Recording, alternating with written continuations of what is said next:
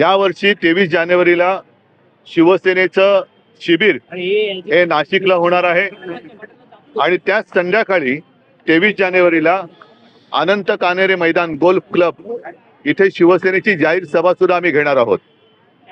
एक आनंदाची गोष्ट अशी आहे की 22 जानेवारीला इतके वर्ष ज्याच्यासाठी संघर्ष करावा लागला होता आणि जवळपास 25-30 वर्षांनंतरचं लोकार्पण होतोय आणि म्हणून आम्ही 22 जानेवारीला नाशिकमध्येच आणखीन एक मंदिर आहे, ज्या मंदिराच्या प्रवेशासाठी सुद्धा डॉक्टर बाबासाहेब आंबेडकर साने गुरुजी यांना संघर्ष करावा लागला होता। राम हा माझा सुद्धा आहे, आमचा सुद्धा आहे, हे सांगण्यासाठी त्यांनी आंदोलन केलं होतं।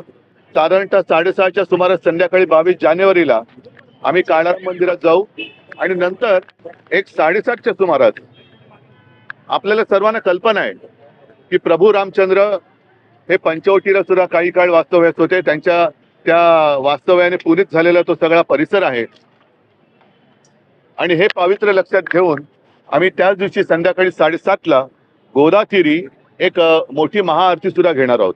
आपल्याला या निमित्ताने मी हे सांगतोय कारण 22 जानेवारीला कोण कोण जाणार, कोणाला आमंत्रण येणार, कोण जाणार कोण येणार याच्यात मला अजिबात हे नाही, कारण हा अभिमानाचा, अस्मितेचा आणि आनंदाचा क्षण आहे।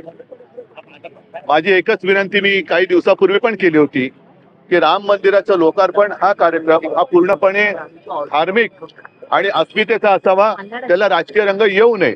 आणि नंतर ज्या वेळेला मला आणि आम्हाला सर्वांना वाटेल तेव्हा अयोध्येला सुद्धा आम्ही जाऊ, पण आता मान पान याचा कोणी एक विचार न करता एक आनंदाचा क्षण आहे, तो सगळ्यांनी साजरा करायला पाहिजे।